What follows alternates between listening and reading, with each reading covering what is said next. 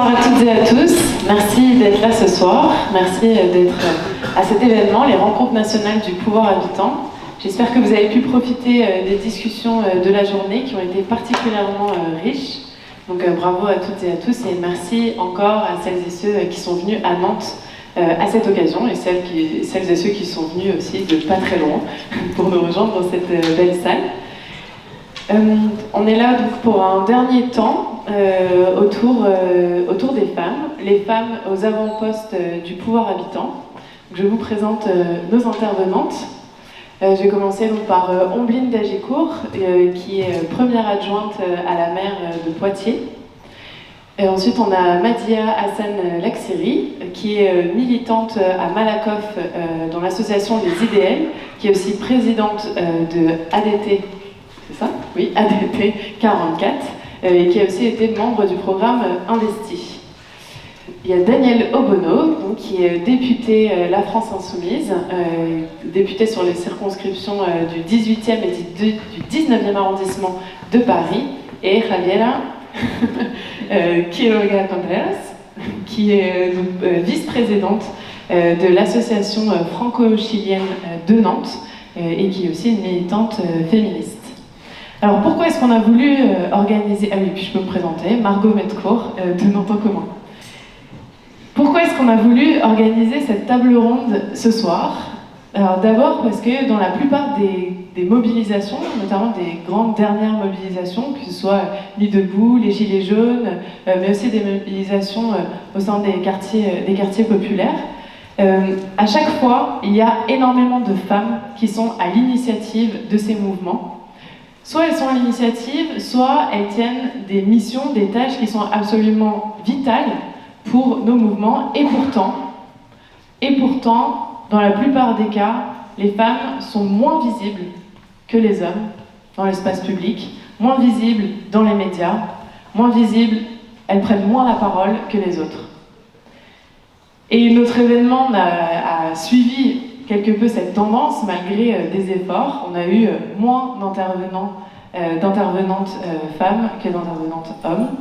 Et donc, c'est pour ça qu'on a voulu consacrer un temps particulier pour parler des femmes et de leur place aux avant-postes du pouvoir habitant. Donc on a invité quatre femmes, une cinquième, mais qui malheureusement a eu un impératif et donc qui ne pourra pas être là ce soir. Il s'agit de Fatima Wassak qui était annoncée. Et donc on a voulu inviter des femmes qui ont des parcours très différents, des engagements aussi très différents, et poser la question de ce qu'est être une femme ou une personne qui subit le patriarcat. Qu'est-ce que ça fait quand on est engagé en politique, quand on a un engagement militant. Et on pourra aussi s'interroger sur la place que les femmes doivent prendre dans une transformation profonde, dans une révolution. On dit souvent que la révolution sera féministe ou ne sera pas, mais alors comment concrètement est-ce qu'on fait ? Ce sera un peu l'objet de la table ronde de ce soir. Dans un premier temps, je vais vous proposer de vous présenter, mais à travers une question particulière, qui est en quoi le fait d'être une femme a été un moteur et ou un frein dans votre engagement. Je me dévoue, je suis à Poitiers, je suis pas très loin, donc je me dévoue. Et déjà, je voulais vous remercier. Je suis ravie d'être présente ce soir et puis remercier Nantes en commun pour son invitation ce soir. Et en fait, pour répondre à ta question, Margot, je vais plutôt présenter mon parcours parce que j'ai un parcours de chercheuse, je suis historienne, j'ai obtenu mon doctorat en 2017. Doctorat, je suis spécialiste de l'Amérique latine, donc on aura des ponts à faire avec Javiera. Et donc j'ai obtenu mon doctorat en 2017 en histoire contemporaine et après j'ai été confrontée, comme beaucoup en fait, de jeunes femmes trentenaires qui finissent un doctorat, à la difficulté de pouvoir m'insérer sur le marché du travail, la difficulté de pouvoir trouver un poste dans l'enseignement supérieur et la recherche, du fait aujourd'hui d'une forte précarisation évidemment dans le milieu de la recherche et de l'enseignement. Et ça, c'était en 2017, au moment où aussi on changeait de majorité présidentielle avec l'arrivée au pouvoir d'Emmanuel Macron. Je n'ai peut-être pas besoin d'en dire plus. J'étais déjà militante depuis plusieurs années dans un mouvement qui s'appelle À nous la démocratie, qui milite sur des questions de démocratie directe, le rapport à la citoyenneté. Et donc cette période-là de 2017, ça a été vraiment un moment charnière pour moi sur cette difficulté, comme je vous le disais, hein, une forme de précarisation, et puis un contexte politique qui m'a poussée à l'engagement. Et c'est comme ça que je me suis dirigée vers la politique, et avec l'envie de défendre vraiment l'égalité réelle, l'égalité effective. Et c'est d'ailleurs pour ça qu'aujourd'hui je suis adjointe, et je suis adjointe à la démocratie locale, à l'innovation démocratique et à l'engagement citoyen. Et je le vis vraiment comme quelque chose d'émotionnel et vraiment très viscéral en fait. Du fait de mon parcours compliqué et de ces épreuves que j'ai pu traverser. Et évidemment, dans le monde politique, maintenant dans lequel j'évolue depuis un an, depuis l'élection, c'est un milieu qui est très masculin, il faut le dire, un milieu où sans doute en tant que femme, on a encore plus, même si on est surdiplômé, on a encore plus à prouver sans doute que les autres, notamment en termes de compétences. On se justifie davantage, voilà, il y a toujours ce procès d'intention quand même au départ, hein, souvent, dans les réunions, est-ce qu'on maîtrise les dossiers ou pas, enfin, il y a quelque chose de l'ordre de l'affirmation. Et donc c'est aussi l'une des raisons pour lesquelles je me bats pour cette question de l'égalité citoyenne, et de faire en sorte que les femmes puissent vraiment trouver une juste place dans la société. Et ça me tient vraiment très à cœur. Voilà, j'aurai l'occasion après de le détailler un peu plus sur des actions, des politiques qu'on peut mener à Poitiers, parce qu'on est résolument engagé sur cette question du féminisme et de l'égalité homme-femme. Alors évidemment, moi je suis première adjointe, mais Madame la maire est aussi une femme, donc c'est symboliquement très fort. Et puis on a une majorité qui est vraiment basée sur le principe de la parité, de l'égalité. Bonsoir, bonsoir à toutes et bonsoir à tous. Alors, je m'appelle Madi Hassan Laksiri, comme dit précédemment. Je suis une habitante de Malakoff, un quartier de Nantes. Je suis aussi mère. C'est très important pour moi de le dire parce que mon engagement, il a été d'abord parce que je suis mère dans un quartier d'habitat populaire.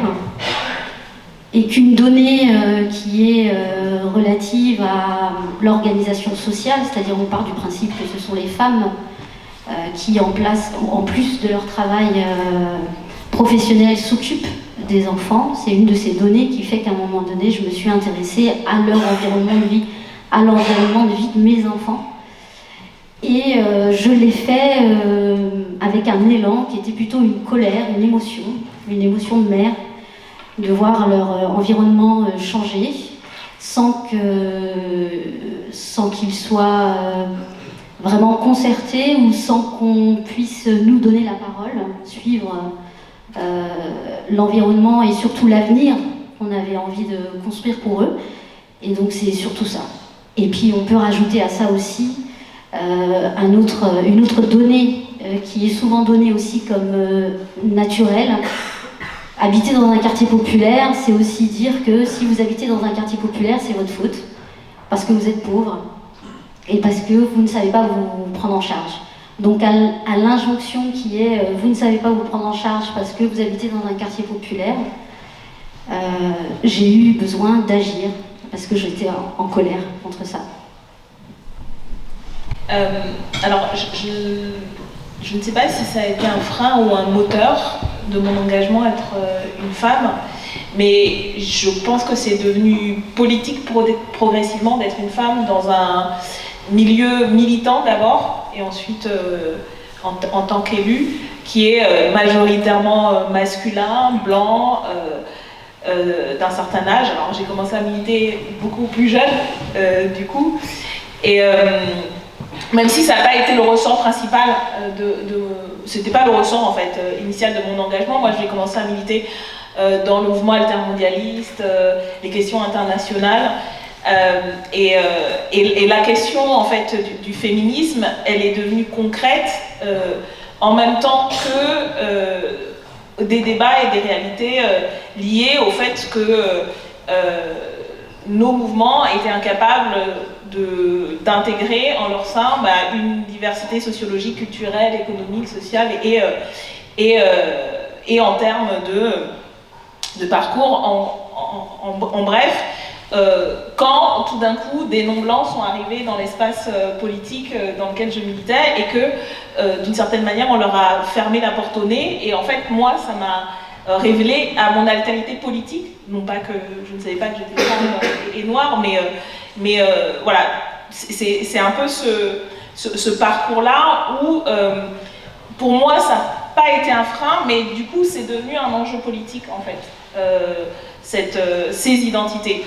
Et parce que voilà, tout d'un coup, en fait, ce que j'étais n'était pas reconnu comme une expérience politique. Être une femme noire née en Afrique, ayant grandi en Afrique, et donc ce qui donne une autre perspective, je pense, et qui centre autrement, par ailleurs, que des personnes noires ou racisées nées en France.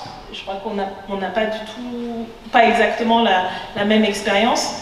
Et donc, cette singularité-là, qui existait quand j'ai commencé à militer dans ce milieu de gauche, mais blanc, masculin et d'un certain âge, elle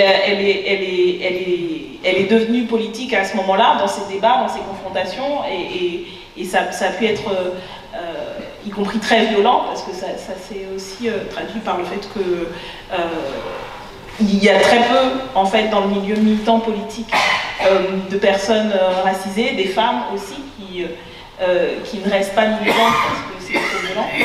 Et ça, disons, ça atteint une dimension encore plus forte en étant élu d'un groupe parlementaire insoumis, donc d'opposition frontale, radicale avec le pouvoir, et étant dans ce groupe-là une femme et une femme noire, avec des convictions affirmées en termes d'antiracisme et de féminisme. Et donc ça a fait de qui j'étais et de ces identités-là un objet d'attaque politique et du coup de combat et de résistance. Donc on va dire que c'est cette identité politique de femme noire insoumise qui s'est construite dans mon engagement, s'est construite à la fois par la violence de cette singularité-là dans un espace militant, et puis le combat politique à une échelle plus large face à une offensive réactionnaire, mais aussi du coup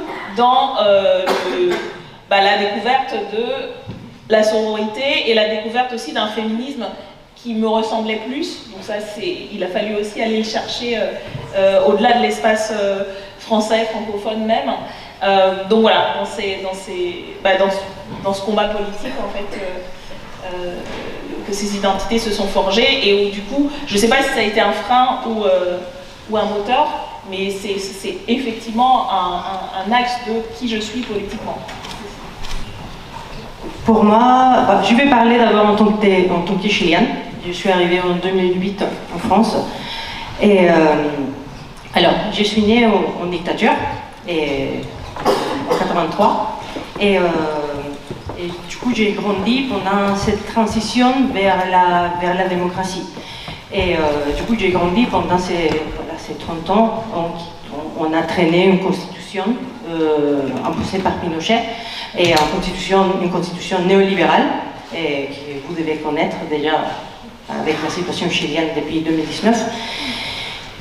Et du coup, quand on grandit dans ce milieu-là, effectivement, on vit les différences monstrueuses entre les femmes et les hommes dans son quotidien. Donc, par exemple, déjà dans les foyers, voir la charge mentale de ma mère qui, en plus de travailler, parce que la femme, dans ce système, doit travailler, assurer en tant que femme un bon travail, maintenir la famille, voilà. Et du coup, tu vois ta mère arriver à s'occuper des enfants, à s'occuper des devoirs, à s'occuper de tout, et ne pas avoir une vie à côté, et voir presque toutes les mères de tes copines faire exactement pareil, et ça révolte. Depuis petite, tu te dis, mais est-ce que c'est ça? Et du coup, on s'est posé la question, est-ce que je veux ça pour moi, en fait? Et j'ai eu un peu les mêmes, pas problèmes, mais la même réaction que toi. Effectivement, avant, je ne voulais pas être mère. Parce que me dire, comment je veux faire en fait, c'est impossible pour moi, compatir une vie professionnelle, une vie familiale, être mère, c'est pas possible. Et du coup, bon, tu grandis dans ce milieu-là, tu vas à l'école, tu as par exemple des cours d'art manuel où ton prof d'art manuel te dit que tu es obligé à apprendre à tricoter, broder, tisser, alors que tes camarades hommes, ils vont jouer avec l'électricité, ils vont faire des appareils électriques et des meubles. Et du coup, tu te dis, bah, je veux faire des meubles aussi. Mais j'ai le droit de faire des meubles. Je veux faire. Et non, en fait, c'est pas ta place là. Ta place, c'est apprendre à tricoter. C'est pas prévu pour toi là. Et du coup, c'est battre à l'école déjà, au lycée, dire non, je vais faire un étagère. Point. Non, mais c'est énorme, hein. On rigole, mais maintenant je le vois de l'extérieur. Pour moi, ça m'est révolté à l'époque déjà, mais maintenant je le vois de l'extérieur et je dis, justement, avec mes anciens camarades de classe, on est restés en contact, mes camarades, la plupart qui on est restés en contact, on est féministes tous, on s'est dit, bah, on espère que notre école a changé.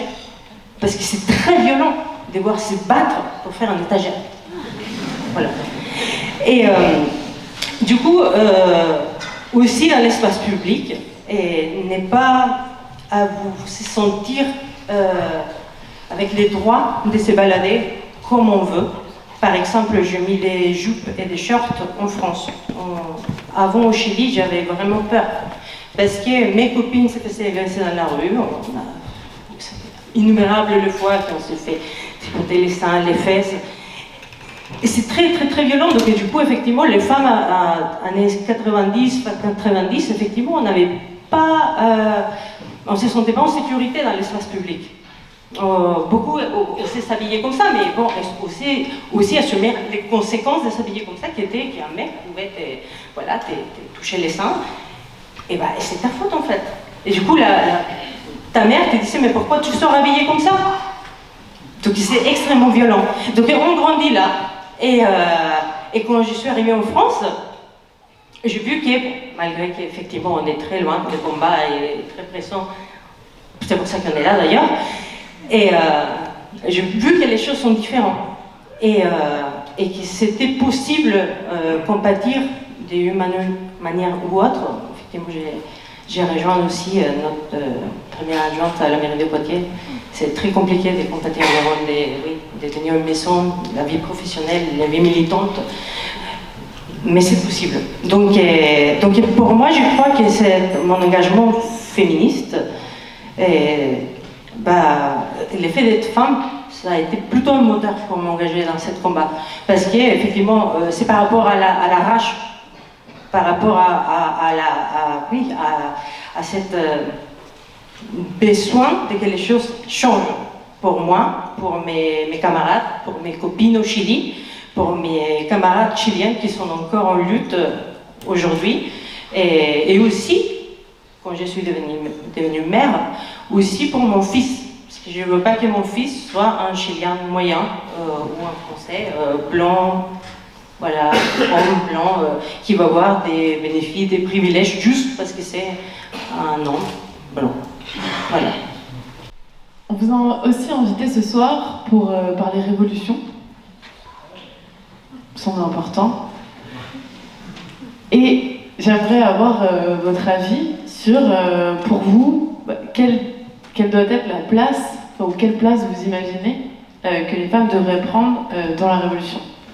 On sait globalement, enfin en tout cas je pense qu'ici on le sait, que les femmes sont les premières victimes du système dans lequel on vit, les premières victimes dans le système capitaliste patriarcal, que c'est aussi les premières qui se sont fait, même dans l'histoire de la naissance du capitalisme, c'était les premières victimes, notamment parce qu'on leur a enlevé leurs moyens de subsistance, souvent les savoir-faire qu'elles avaient acquis étaient dévalorisés par rapport au savoir qui était développé par les hommes. Je fais notamment référence à toute l'histoire autour des sorcières, le mouvement de la destruction des communaux, par exemple en Angleterre. Bref, les femmes sont les premières victimes du système capitaliste et depuis que le capitalisme existe. Et du coup, peut-être qu'elles doivent avoir une part particulière dans la révolution. Si oui, laquelle? Qu'est-ce que vous imaginez?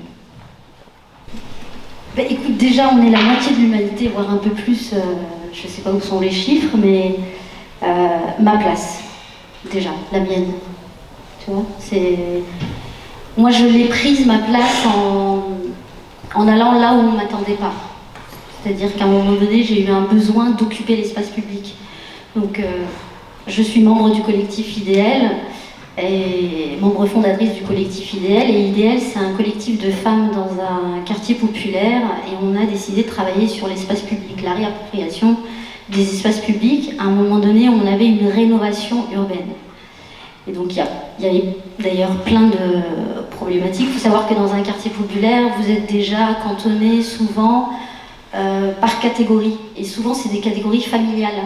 Donc, vous avez la catégorie des mamans, vous avez les filles, les jeunes filles, puis vous avez les papas, et puis après, vous avez les seniors, les grands frères. Voilà, c'est déjà une façon de vous invisibiliser socialement et politiquement. Donc, moi, mon investissement, il a été à un moment donné d'exercer ma citoyenneté et de l'exercer en disant que j'étais là. Que j'étais là et que c'était juste pas possible de faire sans moi. Pas toute seule, hein, avec d'autres.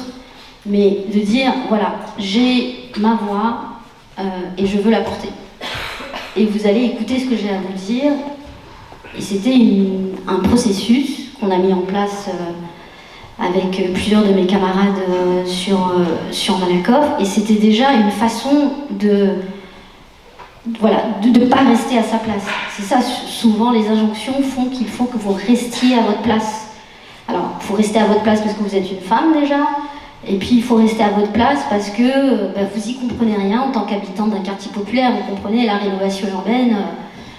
Voilà, c'est beaucoup de gens qui y réfléchissent sans vous demander votre avis.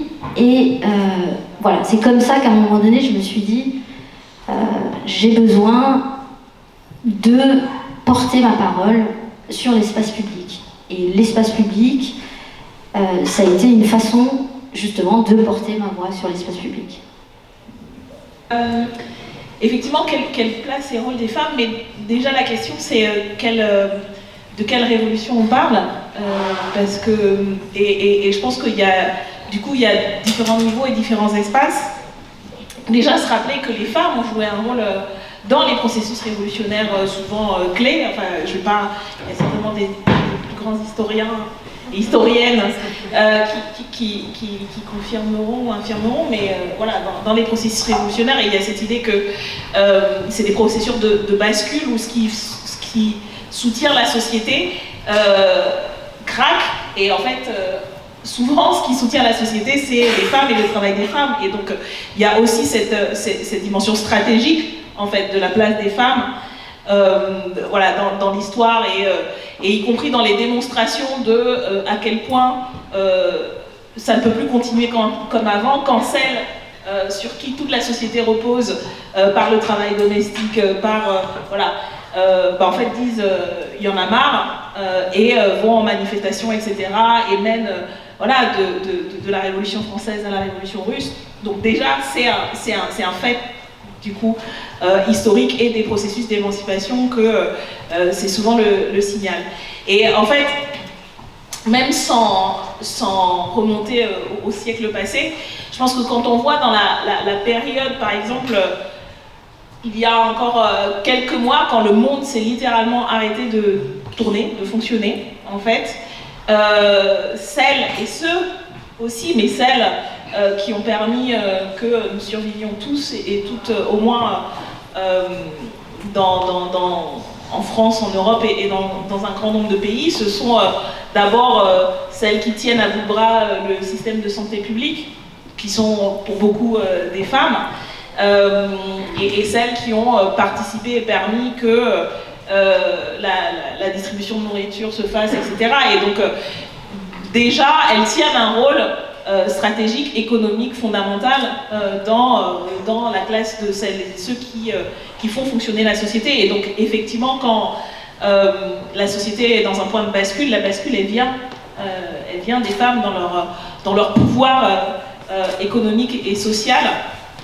La question, c'est pas tellement le rôle qu'elles peuvent jouer, mais est-ce qu'elles sont en capacité d'en être les porte-paroles, d'en être les représentantes, et que ce pouvoir-là ne leur est pas confisqué dans le processus révolutionnaire en termes de visibilité. Je parlais de la période dans laquelle on est encore de la pandémie, mais je pense que vous vous rappelez certainement ces représentations où l'hôpital, c'est effectivement beaucoup de femmes à tous les niveaux, et ce qu'on voyait pour gérer la crise, soi-disant, qui ne gérait pas du tout, parce qu'en fait, c'était sur le terrain que ça se gérait tant bien que mal, c'était les hommes blancs en costard, jusque même à une d'un journal corse, où c'était un merci au masculin, pour dire merci les soignants, et en fait on avait complètement invisibilisé les femmes.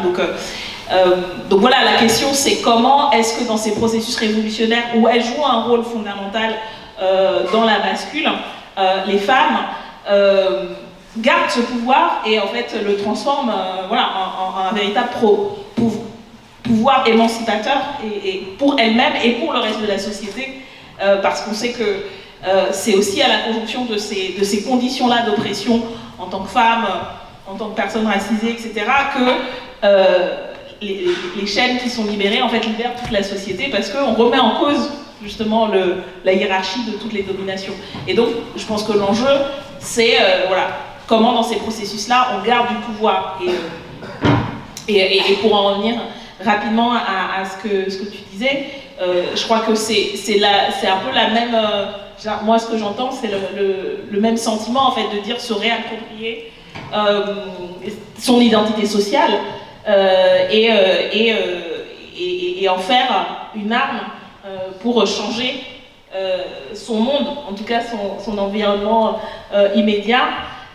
Et donc c'est cet enjeu-là pour moi qui est fondamental, pas tellement la questionnement si est-ce qu'on joue un rôle ou pas, on y est, bien sûr qu'on y est, mais comment est-ce qu'on garde ce pouvoir et on en fait une arme de transformation de la société. Oui. Alors effectivement, en tant qu'historienne, je confirme. Je confirme que historiquement, c'est vrai, les femmes qui étaient traditionnellement exclues des assemblées politiques, des lieux de pouvoir, c'est le cas en 1789, elles sont quand même malgré tout particulièrement actives en fait, comme force justement d'action et de force de bascule. Il ne faut pas oublier quand même que la place qu'on occupe aujourd'hui, nous les femmes dans la société, c'est quand même le fruit de siècles de stéréotypes qui sont difficiles aujourd'hui à dépasser, et il y a un vrai enjeu, il y a une vraie difficulté à s'émanciper de ces postures-là patriarcales, sexistes, et également le fait que les luttes, aujourd'hui, tout ce qui est par exemple de l'ordre de la conquête de notre intimité, les droits sur notre corps, sur nos droits civiques, par exemple ne serait-ce qu'en France, le droit de voter, tout ça c'est le résultat quand même de violences, de luttes, parfois révolutionnaires. Et aujourd'hui, il me semble qu'il y a un autre combat, un combat qui est radical aussi à porter. Alors, je ne sais pas si on peut le qualifier de révolutionnaire, je ne suis pas forcément à l'aise avec ce terme-là, parce que parfois on peut attendre le grand soir et puis ça ne vient jamais. Donc il y a quand même des formes d'action collective qui sont à mener et qui sont menées aujourd'hui au quotidien par des femmes. Et à mon avis, ce dernier combat qui fait se rejoindre l'écologie et le féminisme, c'est celui de l'écoféminisme. On n'a pas encore parlé ce soir, mais c'est quand même une dimension qui est extrêmement importante. Par exemple, la maire de Poitiers, en ce moment, elle est à la COP26. Il y a quelques semaines, on a eu le rapport du GIEC qui a été publié, qui montre qu'on est dans une forme d'urgence à vraiment réconcilier le féminisme, l'écologie, parce qu'on sait que des recherches sont menées par des scientifiques, les populations les plus vulnérables, en particulier dans les pays du Sud, et parmi ces populations les plus vulnérables, les femmes seront celles les plus impactées négativement par le changement climatique. Et donc c'est vraiment aujourd'hui une urgence de pouvoir à la fois défendre les droits des femmes et en même temps pouvoir lutter contre l'exploitation de la terre, l'exploitation des femmes. Je la mets vraiment en relation avec ces rapports de domination, avec aussi le rapport de domination et de prédation qu'on a vis-à-vis de la terre, de la nature, et ce modèle extractiviste, capitaliste dans lequel on est. Et ça, il faut qu'on arrive à peut-être mener ce combat qui est le plus radical aujourd'hui, je trouve. Et juste un exemple, je ne sais pas si on peut parler de lutte révolutionnaire, mais il y a, comme je vous disais, des femmes qui partout dans le monde aujourd'hui se mobilisent pour ça, pour lutter contre le capitalisme et le patriarcat, et qui permettent aussi d'inventer de nouvelles manières, des alternatives plus solidaires, plus égalitaires, et en même temps un nouveau rapport à la nature. Je voudrais prendre l'exemple, par exemple, de ce qui se fait en Amérique latine, et notamment, Javiera, tu pourras compléter, mais l'exemple en Équateur de Patricia Gualinga, qui est une activiste qui est à la tête d'un collectif de femmes, qui est résolument engagée pour défendre les droits des femmes de l'Amazonie, mais aussi de l'environnement dans cette partie amazonienne qui est historiquement des territoires marginalisés par le pouvoir, par l'État. Et ils ont réussi en 2012 à faire en sorte que la Cour interaméricaine de justice condamne l'État équatorien et a condamné l'État équatorien à verser 1,2 million de dollars de mémoire pour réparer les dommages faits à l'environnement et mettre en place des actions de développement local. Donc ça montre le fait qu'on a bien ces deux luttes qui se rejoignent et qu'on peut arriver à susciter des actions collectives qui renversent ces rapports de domination. Et ces luttes-là, elles sont souvent trop invisibilisées parce qu'elles sont lointaines, elles sont loin de nous, des populations aussi amérindiennes, autochtones, qui sont la plupart du temps marginalisées, et qui peuvent être aussi des sources d'inspiration pour nous, ici, en Europe, en France, pour faire se rejoindre ces deux luttes contre le patriarcat et contre ce modèle capitaliste prédateur, et pouvoir créer ce récit sur des formes d'action collective qui ont vocation à émanciper les femmes, les hommes évidemment, mais surtout là on parle des femmes, mais en tout cas à pouvoir mettre en place un modèle de société qui soit alternatif et plus égalitaire, plus solidaire. Et voilà, je voulais en parler ce soir parce que ça me paraît intéressant, cette piste de réflexion à creuser ensemble ce soir. Je vais reprendre justement la lutte des peuples latino-américains, notamment la lutte des Chiliens. Du coup, effectivement, je crois que la femme a été dans le cœur de la révolution, effectivement, notamment au Chili. On a eu avant même la révolte sociale de 2019, on a eu déjà des mobilisations énormes des femmes. Par exemple, on met les printemps féministes de 2018, où les femmes se sont mobilisées pour se battre contre la domination patriarcale dans les universités, où effectivement les patriarcats étaient tellement profondément ancrés que la femme n'avait pas sa place. Si déjà c'est précaire ici, la recherche pour les femmes là-bas c'est terrible, mais c'était juste entendre des commentaires complètement déplacés de tes maîtres, de tes profs, et du coup les femmes sont sorties dans la rue et sont mobilisées des centaines de personnes, et on a commencé à créer des petits changements. À l'époque, c'était Piñera, déjà le président, Sébastien Piñera, du coup, président de droite et collaborateur de Pinochet à l'époque. Et il a créé une agenda femme qui finalement c'était que du pipeau, parce que ça n'échange pas la base du problème qui est les patriarcats et dans la Constitution. Donc, cette Constitution néolibérale porte les patriarcats dans les épaules. Et du coup, 2019 arrive, octobre 2019, commence cette révolte sociale, et on a commencé à voir la violence policière contre tous les Chiliens, contre tous les manifestants, mais justement contre les femmes, des violences sexuelles. Et là, à partir de là, effectivement, les femmes sont pris une partie fondamentale de cette révolution, et sont sorties dans la rue, sont pris l'espace public, sont fait la révolution complète. Et on a mobilisé des femmes pour faire l'artésis, par exemple, la performance Un violeur sur ton chemin, qui a été finalement chantée au Chili, partout, en Amérique latine, en France, en Turquie, parce que c'est quelque chose qui touche à tout le monde, à toutes les femmes, finalement. On voit que les combats est exactement le même partout. Et on voit les femmes qui se mobilisent en 2020, mars 2020. Il y a plus d'un million de femmes qui sont dans l'espace public en train de manifester juste à Santiago. Juste à Santiago, plus d'un million de femmes en train de manifester et des centaines de milliers dans 45 villes de Chili. Du coup, on voit que les femmes, par exemple, quand je parlais d'avoir cette peur de prendre l'espace public, et moi je vois que mes compas au Chili, ils n'ont plus cette peur, et ils l'ont pris. Et effectivement, beaucoup d'entre elles, 192 selon l'Institut national des droits de l'homme, se sont fait violenter par les forces de l'ordre. Mais malgré ça, ils sont sortis, ils ont continué de se battre. C'est la pandémie qui a réussi à les faire rentrer de retour à leur foyer. Ce qui voulait finalement Piñera avec toutes ces mesures des forces contre les manifestants. Mais c'était tellement important, du coup, ce mouvement des femmes, qu'on a réussi à que les processus constituants, donc la rédaction de la nouvelle constitution chilienne, soit paritaire. Donc l'équipe est paritaire, c'est quelque chose d'impressionnant dans le monde d'ailleurs, et que la présidente de cette convention constituante soit une femme, Elisa Loncón, et qui soit mapuche, donc issue d'un peuple du sud de Chili et du sud de l'Argentine qui a souffert des injustices, des violations des droits de l'homme depuis la colonie, depuis l'arrivée des Espagnols que ça a commencé la lutte. Ils continuent aujourd'hui à se battre. Du coup, c'est magnifique, justement, comme tu parlais des peuples originaires.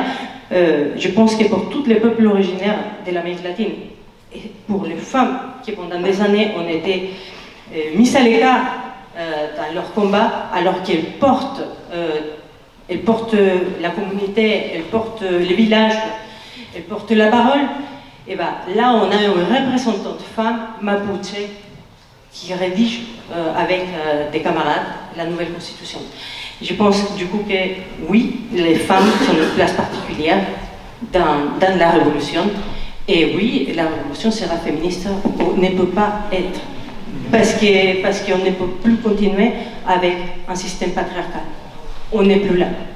Merci à toutes pour vos premières réponses. Alors du coup, on l'a vu, on l'a redit, que les femmes ont toujours tenu une place centrale dans les différentes révolutions, dans les différentes mobilisations qu'il y a pu avoir. Par contre, elles sont moins visibles. Parfois, le pouvoir est confisqué aux femmes. Et du coup, la question que j'ai envie de vous poser maintenant, c'est comment est-ce qu'on fait pour que ce soit plus le cas? Comment est-ce qu'on s'organise, peut-être entre nous aussi, pour que ce soit plus le cas et que la révolution soit effectivement féministe? Déjà, reconnaître que le confort de certains est construit sur l'invisibilisation et l'exploitation d'autres, ce serait pas mal, je pense. En disant ça, je pense notamment aux femmes, les femmes de ménage racisées, du coup, et puis les aides à domicile aussi, voilà, à toutes ces femmes. Et je pense qu'il faut aussi un mouvement citoyen ne se décrète pas, en fait. Si on ne colle pas au plus près de la réalité des gens, quels sont leurs combats, quels sont les combats qu'ils mènent au quotidien, c'est juste... ça sert à rien, en fait. Si on veut mobiliser, il faut coller au plus près des quotidiens. Nous, ça a été la rénovation urbaine, ça a été un déficit de démocratie, ça a été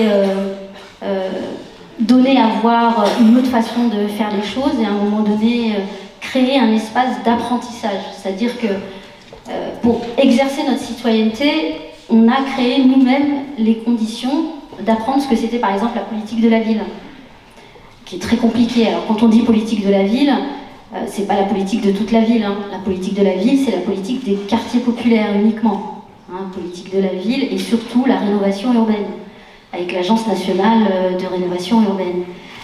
Et on a essayé de montrer qu'une autre façon de construire la ville était possible avec les habitants. C'est-à-dire qu'à un moment donné, on s'est dit, on va tous vous mettre autour de la table et vous allez discuter avec nous.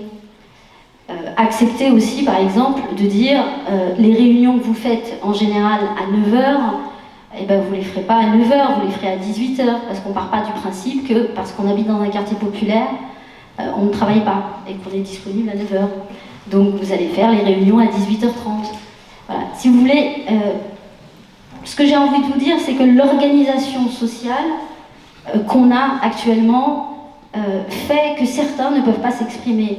Et c'est ça qui devrait aujourd'hui nous motiver. Certains n'ont pas droit à la parole.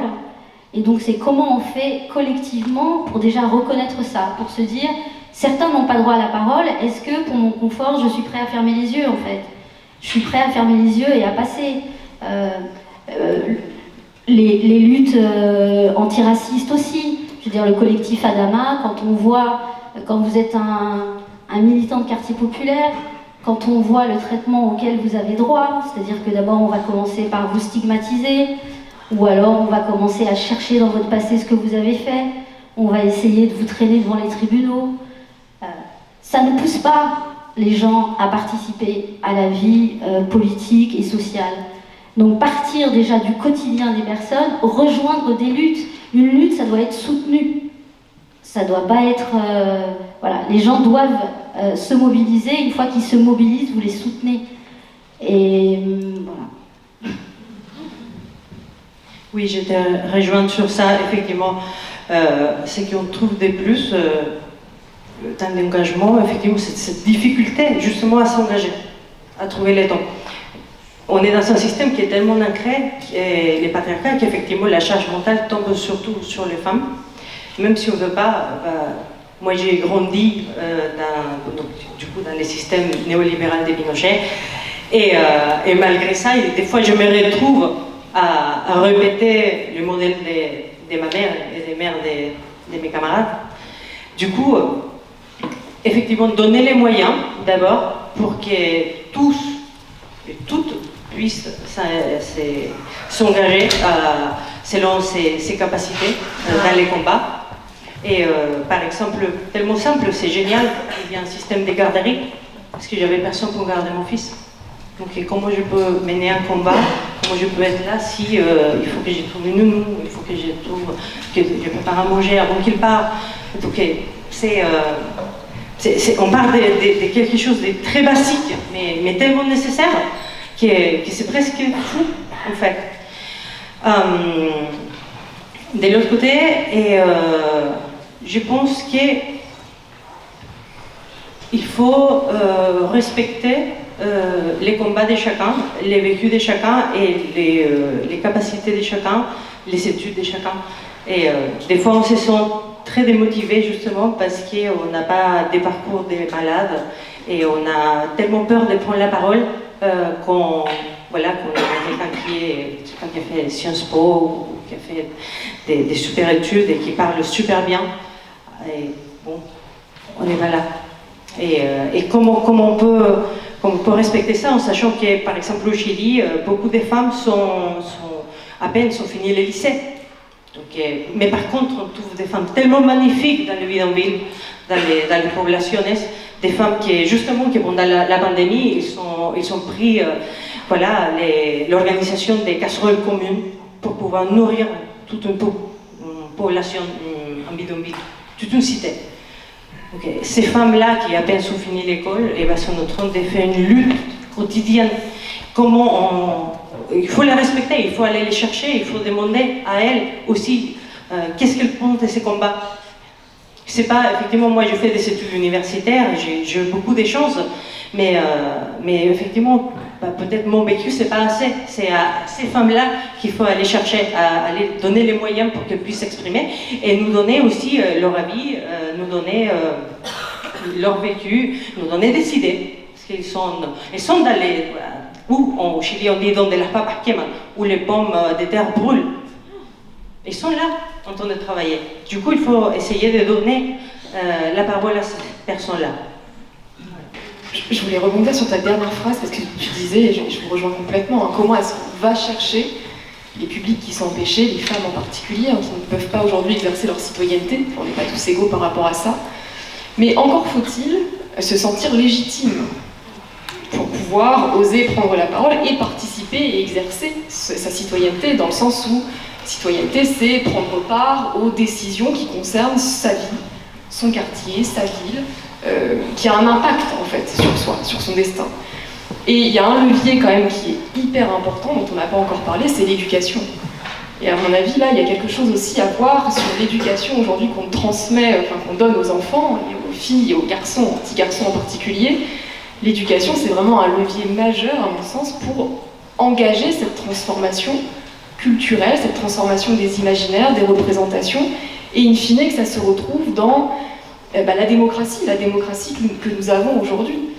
Et nous, à Poitiers, par exemple, c'est pour vous donner des exemples concrets, on est très engagé sur ce projet de renouvellement démocratique, de faire de la politique autrement et de pouvoir mettre en place une démocratie.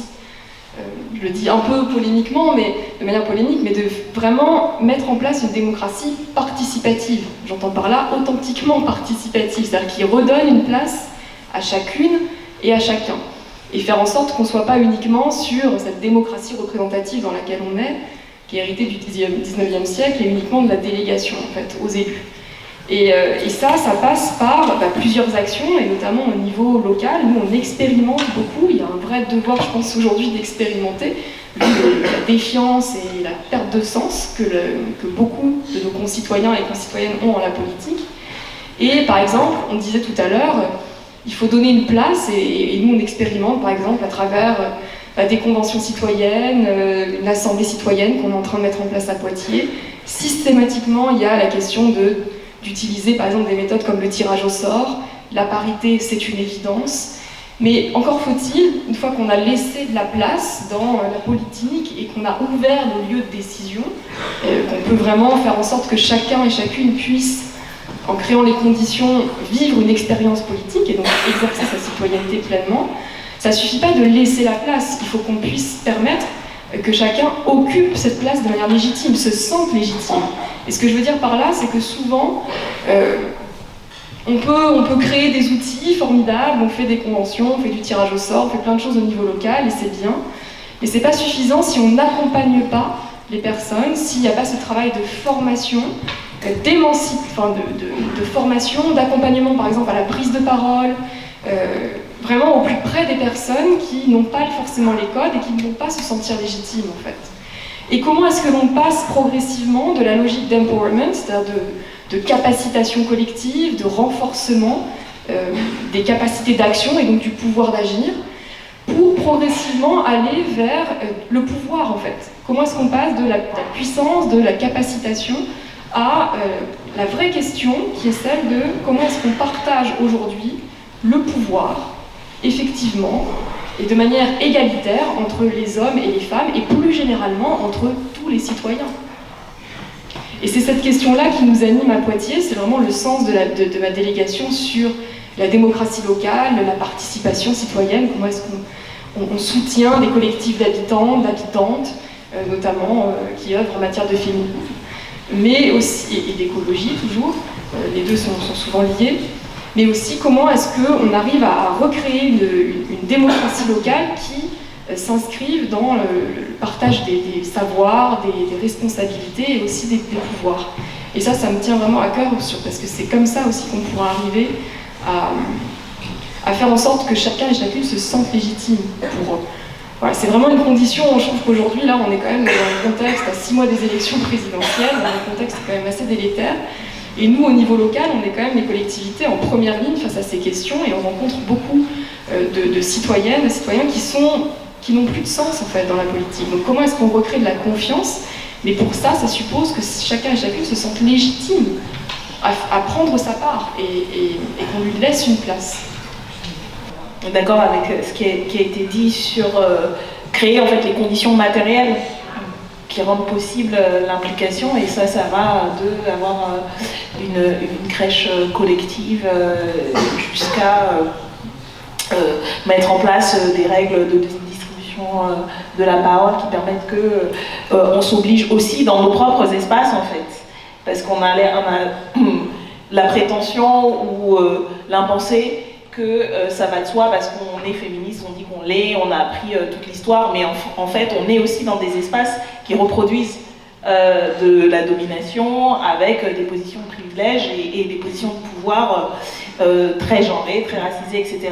Et donc il y a cet effort nécessaire à faire, pas simplement matériel, mais aussi dans matériel économique, mais aussi dans l'organisation, oui, du temps et de quand est-ce qu'on fait les choses, etc. Je crois que ça c'est vraiment fondamental d'avoir des espaces aussi où les personnes concernées puissent avoir la confiance et pouvoir partager. Ça c'est un débat, je le pose pas comme une question de principe et d'automatisme, mais voilà, avoir un espace collectif où on se sent en sécurité aussi. Parce que la question des violences, notamment des violences sexistes et sexuelles, c'est aussi un enjeu dans nos espaces, et du coup de se dire que tout le monde est responsable du fait qu'on ne laisse rien passer, et donc qu'on se sente en sécurité dans l'espace collectif, et d'avoir aussi ces espaces d'autonomie et de liberté où on puisse avoir. Donc ça c'est une dimension. Moi je voulais insister rapidement sur une autre dimension très concrète de là où je suis, c'est-à-dire l'espace de la représentation élective, parce que tu évoquais, on va avoir une élection présidentielle, mais on va avoir aussi des élections législatives, et la question de la légitimité renvoie aussi à celle de la représentation. Et on sait à quel point, même si on a des règles en place, et par exemple comme la parité qui n'est pas acquise, hein, on a aussi régulièrement des coups de boutoir pour dire oh non mais finalement c'est trop mécanique, etc. Enfin des excuses pour ne pas la mettre en place, mais là on a un enjeu concret de dire est-ce que c'est par exemple l'Assemblée nationale a connu une forme de renouvellement, notamment du fait que pour le parti majoritaire et en partie nous, puisqu'on y a contribué proportionnellement, en fait, il y a eu des femmes élues parce qu'il n'y avait pas de sortants, en vrai. Du coup, voilà, il y a eu des femmes élues, mais c'était un peu, on va dire, un coup de chance, entre guillemets, et qu'on laisse pas ça à la chance, en fait, là, maintenant. Et que l'enjeu, et c'est un appel que je lance, du coup, pour le coup, c'est de dire il faut se donner les moyens, non seulement qu'il y ait des candidates qui représentent, y compris les diversités d'expériences, des conditions de lutte, de résistance des femmes, mais qu'elles soient candidates sur des circonscriptions éligibles, voilà, et qu'on n'a pas juste sur le papier, mais on se donne les moyens d'avoir des femmes qui soient élues, parce que c'est pas simplement... Bien sûr que, y compris la Macronie l'a montré par ailleurs, hein, ce mandat-là, le coup de chance de ne pas avoir des sortants, et on a beaucoup de femmes qui sont élues pour au final avoir quand même un pouvoir exécutif très masculin, très masculinisé, avec les principales fonctions de pouvoir exécutif et législatif qui sont occupées par des hommes. Donc on sait bien que l'affichage et le fait d'avoir des femmes élues ne veut pas dire qu'elles sont en position de pouvoir. Et donc c'est un enjeu justement à la fois de représentation, mais de qu'est-ce qui est représenté. Et c'est celles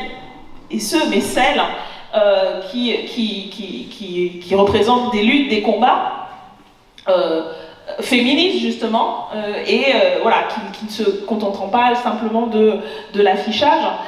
Donc je pense que là on a en termes de représentation et de pas simplement être visible, mais être aussi en position de pouvoir et prendre le pouvoir pour les femmes, une échéance très, très claire là-dessus. Et donc ça veut dire avoir en tête ça, parce que j'insiste un peu lourdement là-dessus, parce que nous on a fait aussi l'expérience, même si, comme je disais, proportionnellement à l'Assemblée, on est avec la Macronie, ceux qui ont participé à renouveler, en fait on a aussi dû payer des amendes parce qu'on n'avait pas assez, en fait, on n'avait pas atteint la parité, et en partie parce que beaucoup de femmes n'ont pas la confiance de se porter candidate. Et c'est vrai que quand on fait des appels à candidature, on a en gros 60 ou 70% d'hommes et 30% de femmes, et donc il faut beaucoup de volontarisme, et y compris accompagner les personnes et créer les conditions pour que les personnes puissent se porter candidates, qu'on fasse un choix politique, que ce soit dans des conditions et sur des circonscriptions éligibles. Et aussi, une dernière dimension, c'est aussi, en gros, ne plus accepter l'idée que parce que c'est de la politique, de toute façon ça va être violent, de toute façon on va s'en prendre plein la gueule, parce que c'est ça aussi qui fait que beaucoup de femmes, pour plein de raisons, et d'autres personnes par ailleurs qui sont déjà victimes de la violence systémique, veulent pas en plus se le taper en direct live, H24, sur voilà, la scène médiatique. Donc il y a aussi un enjeu de considérer qu'en fait non, la violence en politique n'est pas acceptable et que ça ne fait pas partie du jeu, et que non, il ne va pas falloir se blinder, même si on s'endurcit de toute façon, et il faut s'endurcir parce qu'on a souvent plus de défaites que de victoires, et donc, mais refuser aussi cette culture, en fait, j'allais dire, de la masculinité toxique en politique, et donc ça, combattre pied à pied, et oui, assumer le fait de dire on peut construire un rapport de force, on peut assumer, y compris nous en tant qu'insoumis, on assume cette dimension du dissensus et de la polémique, mais qui n'est pas une violence destructrice des personnes et qui n'est pas une violence politique contre les personnes pour ce qu'elles sont. Et donc je crois qu'il y a aussi cet enjeu-là, j'allais pas dire moral, mais en tout cas intellectuel et de salubrité publique, que voilà, d'aller à contre-courant de ce qui est aujourd'hui effectivement aussi l'état d'esprit. Donc c'est des tâches, y compris très concrètes et très immédiates, très actuelles, qu'on a à mener pour arriver à cette représentation et cette réappropriation du pouvoir par celles qui ont autant de légitimité, voire plus, étant donné la condition et les conditions de domination qu'elles subissent, de l'exercer pour changer les choses, et pas l'exercer, bien sûr, pour assurer le statu quo.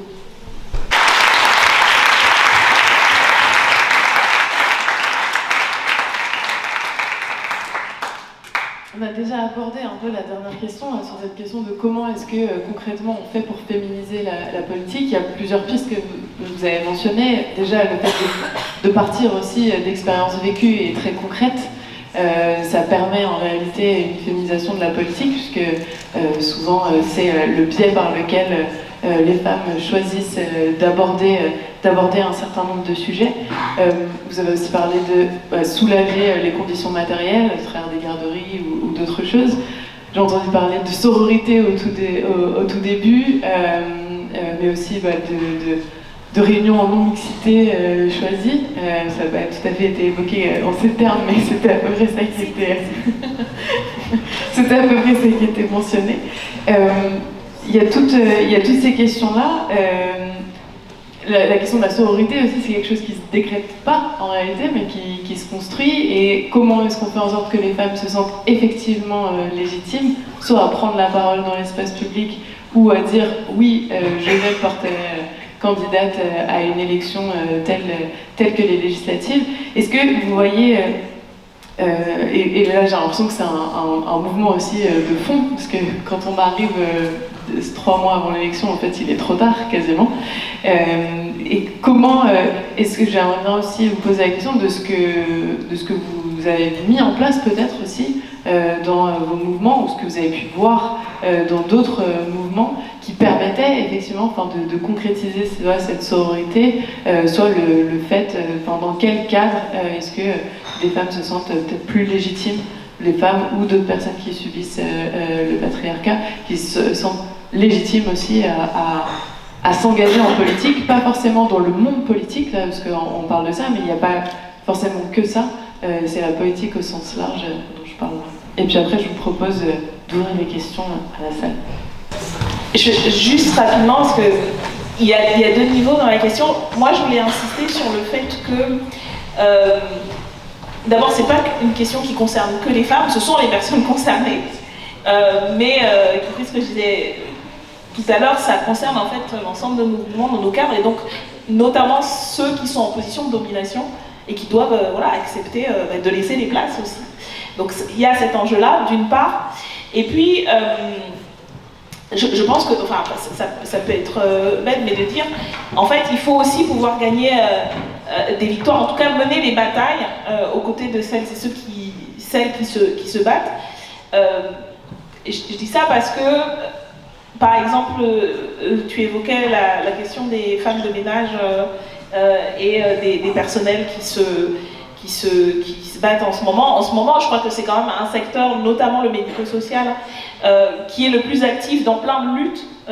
En ce moment, les femmes de chambre, nous, en région parisienne, on a eu des luttes incroyables, notamment Ibis Batignolles qui a duré pendant des mois et des mois et des mois et qui sont arrivés à la victoire. Donc déjà, un des éléments, c'est être aux côtés de celles qui luttent et les soutenir dans leur lutte. Il y a ces luttes-là, je pense au AESH, au AVS, etc., tous ces secteurs invisibilisés, donc rendre visibles ces luttes et être aux côtés pour du coup leur donner une visibilité politique et légitimer en fait leur visibilité et leur lutte et donner confiance, d'une part. Et la deuxième dimension, c'est de se dire aussi d'avoir en fait dans toutes les mobilisations, que ce soit de la question par exemple de la lutte pour la retraite à 60 ans ou sur la question écologique, d'avoir une dimension transversale en fait des luttes féministes, en se disant lutter pour la retraite à 60 ans ou pour le SMIC à 1 500 €, c'est une revendication féministe, parce que les premières personnes concernées, etc. Et je pense que c'est important aussi qu'on le dise comme ça, pour que ce soit entendu, et que du coup, je crois que ça participe aussi à changer notre manière d'aborder les questions et à légitimer les luttes menées par des femmes au premier rang et à leur donner de la visibilité. Dernier point rapidement sur plus les outils qui existent et qu'on peut mettre en place. Enfin, il en existe plein, mais c'est vrai que nous, l'expérience au niveau de la France Insoumise ou au niveau des élus de la France Insoumise, c'est aussi de se dire qu'à un moment donné, il y a eu besoin que les femmes de la France Insoumise ou les élus s'échangent ne serait-ce que des conseils sur les interventions médiatiques, etc. C'est quand on a été confronté à cette dimension-là, la médiatisation, qu'on s'est dit, en fait, voilà, ne serait-ce que pour pouvoir avoir une part de visibilité médiatique, de se dire, il faut aussi construire ce rapport de force-là. Donc c'est des exemples de sororité informelle et qui, je pense que qui sont utiles, ne serait-ce que sur le partage d'expériences. Mais je crois aussi que, tu disais, en fait, on est à 3 mois des élections et si on n'a rien fait avant, bien sûr qu'on ne va pas régler les choses maintenant, mais c'est aussi maintenant, en fait, que les enjeux se posent pour de vrai. Je parlais des législatives, qu'on est testé, en fait, pour dire, bon, c'est bien joli la théorie, maintenant en pratique, est-ce qu'on va véritablement le faire? Et donc, pour moi, c'est l'articulation de ces deux niveaux-là, c'est-à-dire le niveau des outils, des espaces spécifiques aux femmes, pour les personnes concernées, et la bataille à mener de manière transversale dans les espaces plus larges, dans les luttes plus larges, pour traduire ça, exprimer et faire exister, en fait, ces combats, ces revendications, et les personnes qui en sont à la fois les victimes, mais aussi les résistantes et celles qui peuvent triompher de ça, quoi. Justement, moi j'ai participé au programme Investi, qui était un programme de formation.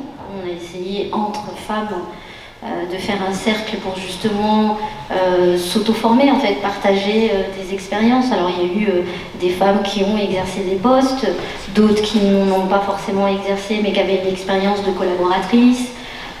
Certaines femmes se sont formées à des enjeux de prise de parole, justement, ou alors elles ont formé d'autres femmes, par exemple, à intervenir quand on est cyberharcelé. Comment est-ce qu'on gère ça? On est une femme et on a tout d'un coup une campagne de cyberharcèlement. Comment est-ce qu'on fait face?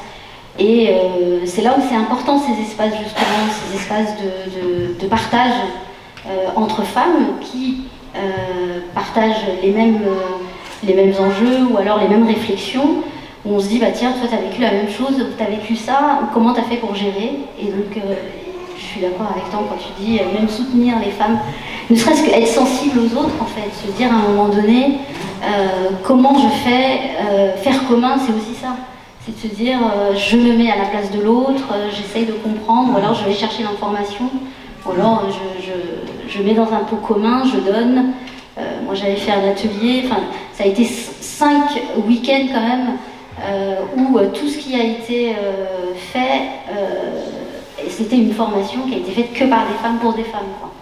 Et donc c'était juste magnifique, et ça mériterait aussi, pour les questions de pouvoir habitant, de fonctionner aussi comme ça à un moment donné, de s'auto-former, d'avoir des espaces où on peut exercer justement des contre-pouvoirs pour pouvoir être plus forts tous ensemble. Toutes et tous ensemble. Je vais donner quelques exemples concrets à ta question. Par exemple, pendant la manifestation, les manifestations chiliennes en 2019, suite à toutes les violences, comme j'avais dit, surgit cette collectif qui tout au début était toute petite, c'était 4 femmes qui font cette recherche, la thèse, et sont mobilisées une vingtaine de personnes. Et 5 jours après, il y avait des centaines en train de chanter. Du coup, effectivement, on a commencé quelque chose de toute petite, des femmes qui rejoignent cette lutte, qui rejoignent les mots, qui se reconnaissent dans les mots qui chantent cette chanson. Et du coup, on a fini à être partout dans le monde en train de chanter. Aussi pendant la révolte, justement pour aller chercher des réponses, aller chercher les femmes qui étaient en visibilité dans leur quartier, dans les quartiers populaires ou pas, aussi dans les quartiers des classes moyennes, mais juste des femmes qui vivaient pour le travail, pour la réussite du système, donc du coup tout bosse pour consommer. Et du coup on a créé des cabildos abiertos. Donc les cabildos c'était des réunions populaires où les citoyens, à l'époque, dans la colonie, pouvaient parler, pouvaient s'exprimer. Et du coup, on a récupéré cette idée des cabildos et voilà, on l'a appliquée dans tous les quartiers. On l'a appliquée même à Nantes. On a fait une réunion de cabildo abierto avec les Chiliens de Nantes. Donc on avait une énorme quantité de femmes. Et on s'est découvert dans les luttes, tous ensemble, des Chiliens qui en général on s'est retrouvés pour faire la fête lors du 18 septembre, pour les jours de l'indépendance.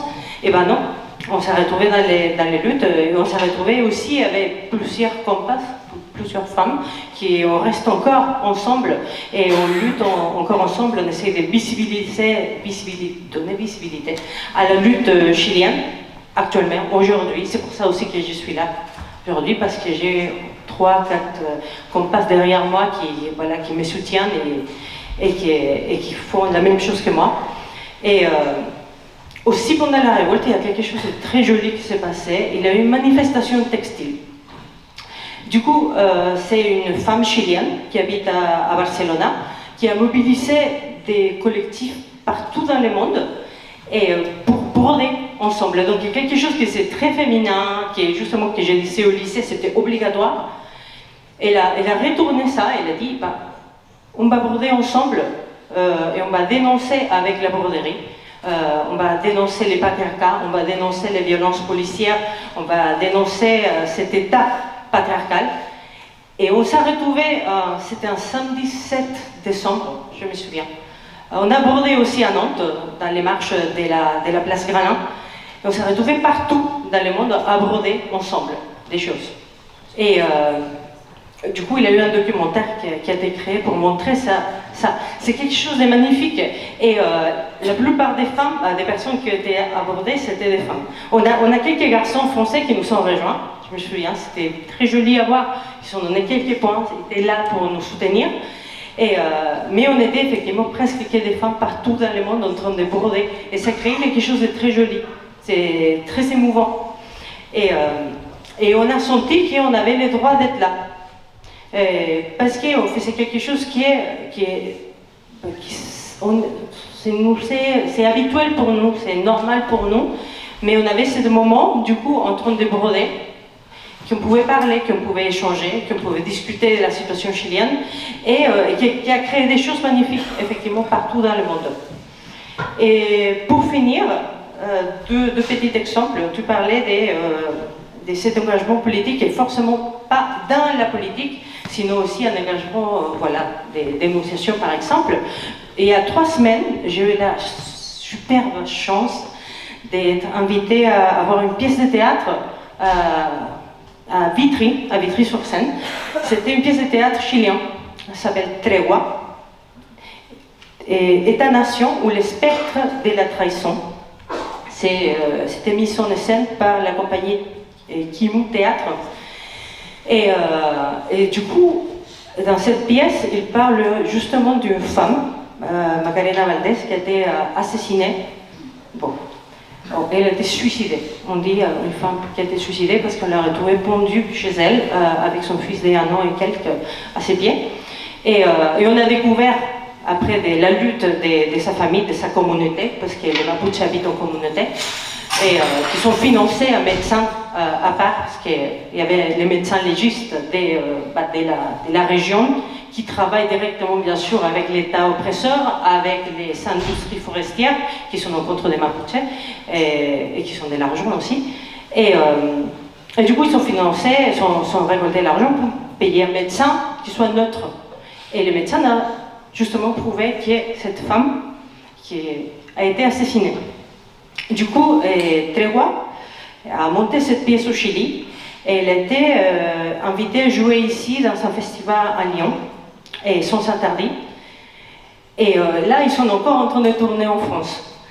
Et la façon de la metteuse en scène et de sa sœur, la metteuse en scène est comédienne, sa sœur est musicienne, et de se battre et de son combat politique en tant que femme, en tant que Mapuche, c'est justement montrer, visibiliser la situation Mapuche avec cette pièce de théâtre. Du coup, effectivement, leur lutte ne se manifeste pas en train de parler comme nous aujourd'hui. Eux, ils font du théâtre. Moi, je suis comédienne à la base, donc ça me touche énormément. Ils font du théâtre pour dénoncer. Et ils sont sortis de Chili et ils peuvent dénoncer ici la situation des Mapuches. Et ça, je le trouve magnifique. Magnifique. Et je crois que c'est génial de pouvoir donner, du coup, aussi à cette place à différents types d'engagement politique dans l'art. Par exemple, il y a eu des énormes manifestations artistiques pendant les manifestations en 2018 déjà, et aussi en 2019 des femmes. Voilà. Et du coup, ce type d'engagement politique, c'est génial, et je crois que aussi c'est une nouvelle façon de faire la révolution. Pas une nouvelle, parce qu'effectivement l'engagement du théâtre, ça date depuis très longtemps, mais pouvoir l'utiliser aujourd'hui, je trouve que c'est génial. Et pouvoir voir cette pièce, c'était génial. Je vous invite à le voir si vous pouvez. Merci. Oui. Moi, je vais prendre ma casquette toujours d'élu local dans cette discussion, mais c'est vrai qu'on a parlé tout à l'heure de la nécessité de favoriser l'implication citoyenne, de créer des espaces et puis des conditions nécessaires à l'exercice de la citoyenneté par les femmes en particulier. Et je crois que nous, en tant que collectivité aussi, on a une vraie responsabilité pour pouvoir développer, contribuer à cette culture de l'égalité et de favoriser l'engagement des femmes en politique. Donc on mène plusieurs actions, par exemple, il y a des choses qu'on peut faire qui sont dans l'ordre de nos compétences. Le soutien aux associations, aux collectifs féministes, ça c'est vraiment un axe sur lequel on est très volontariste. Et puis également, j'ai parlé tout à l'heure de l'éducation, moi je suis très engagée avec l'adjointe qui est en charge de ces questions-là pour pouvoir investir les écoles et favoriser par exemple la généralisation de ce qu'on appelle des conseils d'élèves, où là on peut apprendre, c'est beaucoup moins strict que sont les conseils d'école, il y a toutes les autorités, enfin, les représentants qui siègent dans ces CA, et les conseils d'élèves, c'est vraiment pouvoir favoriser de nouvelles pratiques, en fait, de nouvelles pratiques d'égalité, pour que les enfants apprennent dès le plus jeune âge ce sentiment, cette conception, cette conscience de pouvoir être citoyen et d'exercer ensuite leur citoyenneté quand ils seront adultes et de pouvoir s'investir en politique. Après, on a aussi d'autres actions parce que c'est important que la collectivité soit aussi exemplaire sur ces questions. Donc, notamment en termes de gestion, par exemple, des ressources humaines. On a voté un rapport sur la situation en matière d'égalité homme-femme pour pouvoir lutter contre les stéréotypes, les formes de discrimination, avec des actions très concrètes du style, dans les faits, l'égalité salariale, c'est pas encore une réalité, donc ça c'est aussi des moyens d'émancipation, de pouvoir combler les trous, les différences de salaire entre les hommes et les femmes, favoriser aussi la mixité des équipes, par exemple, et puis d'autres actions qui ont vocation à permettre de dégager du temps pour mieux concilier l'exercice de sa vie professionnelle avec sa vie familiale, et puis la possibilité ensuite de pouvoir s'engager, en ayant des conditions matérielles évidemment qui le permettent, mais de pouvoir s'engager dans des actions politiques et notamment dans des formes de lutte féministe. Donc voilà, ça c'est un certain nombre d'actions, de choses qu'on peut faire concrètement en fait pour essayer de soutenir et de favoriser cette implication des femmes. En tout cas au niveau local, c'est vraiment un échelon sur lequel on peut agir concrètement et on peut aussi expérimenter pas mal de choses. Et voilà, juste pour témoigner, mais la difficulté aussi, on parlait des formes de représentation, pouvoir s'impliquer en politique. La difficulté, effectivement, je te rejoins Daniel par rapport à ce que tu disais tout à l'heure. Moi-même, étant candidate sur la liste, avant d'accepter d'être candidate sur une liste aux élections locales, municipales, d'autres échelons, on se pose pas mal de questions en fait, en tant que femme. La trentaine, pas d'enfants, est-ce que je vais pouvoir avoir des enfants, enfin des questions aussi de travail, de mobilité personnelle, professionnelle. Donc voilà, ça pose toutes ces questions-là. Et une fois qu'on est élu, eh bien la difficulté à pouvoir concilier effectivement la vie politique, la vie professionnelle et puis la vie familiale, personnelle. Et on est beaucoup dans la liste de Poitiers Collectif, la majorité qui est en place. C'est vraiment un principe, un éthique en politique de se dire on défend le fait de faire de la politique autrement, donc ça suppose que l'on garde ce pied ancré dans la réalité et de pouvoir continuer à avoir une activité professionnelle, de ne pas vivre que de la politique, d'être des professionnels et de dépendre des élections. Et ça, c'est extrêmement compliqué, encore plus compliqué quand on est une femme. Donc ça c'est une réalité, et en sachant qu'en plus le statut d'élu local, il y a encore beaucoup d'améliorations à faire pour permettre justement que localement, parce que souvent les femmes s'engagent sur des questions du quotidien, sur des choses concrètes, c'est la première porte d'entrée pour ensuite s'investir en politique, s'impliquer. Sauf que au niveau local, c'est extrêmement difficile, il y a beaucoup d'obstacles et de freins, y compris pour pouvoir par la suite accepter d'être candidate sur une liste et par la suite de pouvoir exercer effectivement un mandat d'élu. Donc voilà, c'est un témoignage mais qui montre ces difficultés et beaucoup de femmes dans notre collectif, dans notre majorité, au bout d'un an et quelques mois de mandat, se posent pour beaucoup la question de pouvoir continuer en fait à exercer tout simplement une activité, ou de pouvoir continuer à s'investir dans du militantisme et dans des formes de lutte plus associatives. On a été plus bavarde que prévu, ce qui est plutôt bien. Mais du coup, ce qui veut dire que normalement on doit conclure. Alors, je suis désolée si vous aviez, mais je pense qu'aucune d'entre vous ne part, donc si vous avez envie de les interpeller, vous n'êtes pas obligé de sauter sur les intervenants jusqu'au descendre de la scène. Mais du coup, on va peut-être faire une conclusion. Il nous reste très peu de temps. Si je vous donne 2 minutes chacune la parole sur, je sais pas, la thématique c'était les femmes aux avant-postes du pouvoir du temps. Comment est-ce que vous concluriez ça? Ce que vous avez envie de dire, peut-être en tant que femme, à d'autres femmes, pour construire véritablement un pouvoir habitant, pour reprendre le pouvoir? Ce que je retiens de notre discussion, c'est que les conquêtes écologiques, les conquêtes démocratiques seront forcément des conquêtes féministes. Et c'est un exercice qui est très long, mais la démocratie, c'est vraiment un exercice très compliqué et qui demande beaucoup d'énergie.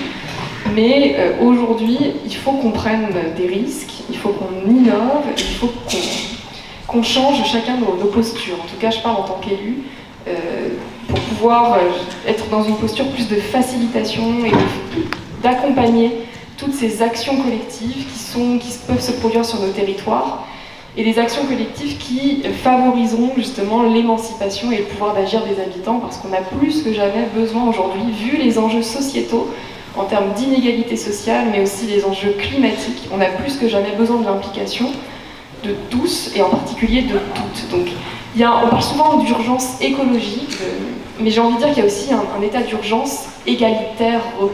Voilà, j'insiste sur le E à la fin pour signifier vraiment qu'il faut favoriser l'engagement des femmes et créer les conditions pour, et aller les chercher surtout. Merci Angèle.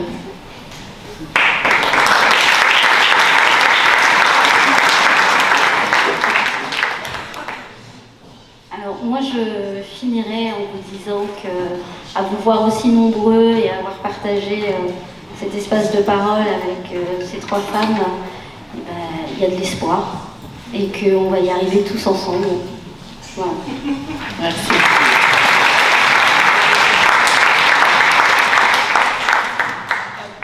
Dans la même lignée, je crois que effectivement on parle de l'urgence sociale, l'urgence écologique, l'urgence démocratique.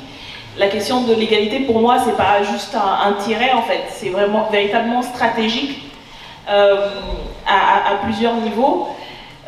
Moi je crois qu'on fait face en ce moment à un moment de bascule à plein de niveaux et on le sent et on le voit dans le débat actuel et que l'enjeu civilisationnel auquel on a à faire face, ça va être, pour faire à la SERP, soit c'est tous ensemble, soit c'est tous contre tous. Et je crois, et c'est ce que je disais un peu au début, c'est d'abord celles et ceux, et notamment celles en nombre, qui sont à l'intersection de toutes les dominations, de toutes les oppressions, et qui font tourner le monde, qui ont la capacité de le faire basculer dans le sens que l'on veut. Et donc pour moi, on parlait du pouvoir habitant, je trouve que c'est intéressant parce qu'il y a l'expérience locale, et cette expérience locale, elle est liée de mon point de vue à un enjeu global et national, parce que moi je crois que c'est possible dans quelques mois de peut-être changer les choses, mais ce ne sera que le début, et la condition pour ça, c'est effectivement que les femmes s'y mettent pour arriver à renverser la table. Donc il y a un enjeu stratégique fondamental à ce que les femmes s'y mettent et reprennent le pouvoir, et reprennent leur pouvoir. Et donc moi je crois que c'est possible, et c'est nous, femmes, et autres, et personnes, mais les femmes sont la clé de ce changement-là, et de la capacité ensuite, du coup, en se réappropriant ce pouvoir-là, de pouvoir changer au quotidien et de pouvoir construire cet autre monde que l'on veut. Donc effectivement, la révolution sera féministe, écologiste, démocratique et égalitaire.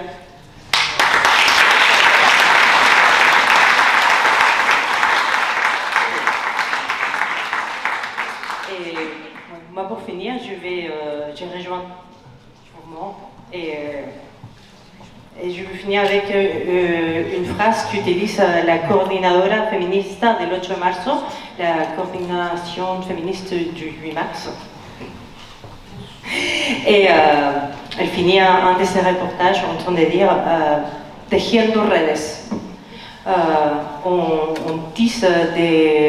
On peut traduire redes comme réseau, mais aussi comme toile d'araignée. Et je crois que oui, les combats doivent être égalitaires, féministes, écologistes et tout, mais aussi on doit être sororas entre tous, et on doit se rejoindre. Et du coup, on doit tisser des réseaux entre toutes et rejoindre notre combat plutôt dans les points où on peut rejoindre nos combats plutôt que voir nos différences de combats. C'est quelque chose, je crois, que ça a réussi au Chili.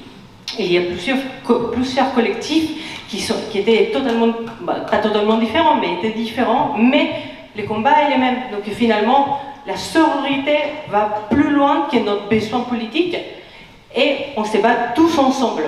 Et je crois que c'est quelque chose que j'aimerais bien soutenir et maintenir, et parler de ça, de tisser du réseau ensemble, toutes ensemble.